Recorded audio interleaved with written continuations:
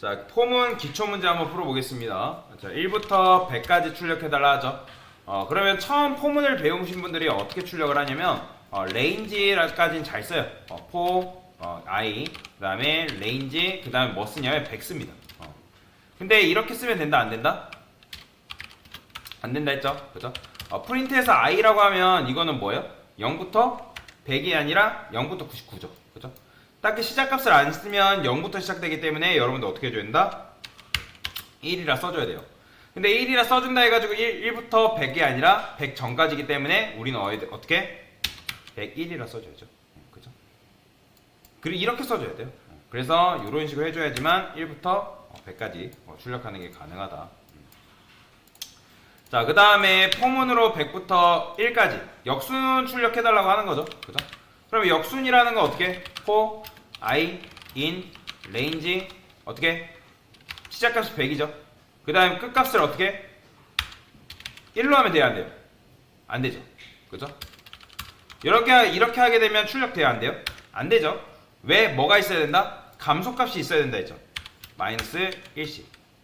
이렇게 마이너스 1씩 보폭을 써주지만 이렇게 하면 뭐 나와요? 2 나오죠. 왜?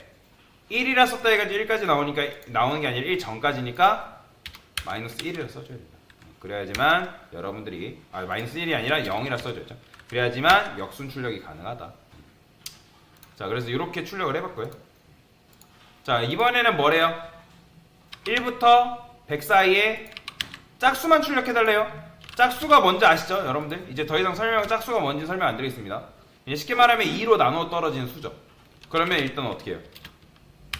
in, range 1부터 101이라고 쓸게요. 이렇게 써줘야죠. 근데 진짜 쉬운 방법은 어떻게 하면 되죠? 그냥 여러분들이 시작값을 뭘로? 2로. 그 다음에 보폭을 얼마? 2로 두면 끝나는 거죠. 그죠? 이렇게 하면 여러분들이 짝수 출력하는 거 가능하죠. 자, 이게 첫 번째 정답. 자, 두 번째 정답은 어떻게 할 수 있는 거예요? 자, 우리가 늘 많이 쓰던 방법이 있죠. 어떻게? 일단 1부터 100이라고 둡니다. 그 다음에 여기서 어떻게 한다? 만약에 i를 2로 나눴을 때 나머지가 0이다. 그러면 이때 어떻게? 출력해주면 되겠죠. 실행해보면 이렇게 했을 때 요렇게도 짝수고요. 그 다음에 요 밑에 있는 요 녀석도 짝수를 출력하는 방식이다 라고 보시면 되겠죠. 잘 나오죠. 그래서 요렇게 풀어도 되고 요렇게 풀어도 되고, 근데 저는 요 방식을 선호합니다. 자, 그 다음에 이번에는 100부터 1 사이라고 하니까 그러면 요거는 어떻게 하면 돼요? 요것도 마찬가지로 시작을 100으로 두면 되고, 그 다음에 끝값을 어떻게? 얘는 짝수를 출력해야 되니까 어떻게 하면 되겠어요? 일단 뭐 1이라 써야죠. 그죠? 그죠? 그 다음에 여기다 어떻게? 마이너스 2씩 2씩 감소시켜주면 되잖아요. 그러면 실행하면 어떻게 나와요? 이렇게 나오는 거죠. 보이죠? 실행하면 이런 식으로 100부터 마이너스 20 감소되면서 이렇게 출력이 되죠. 자, 마찬가지죠. 자, 뭐 여기다 0이라 써도 상관없어요. 0이라 써도 뭐 이렇게까지 나오니까 이게 정답이 맞겠네요.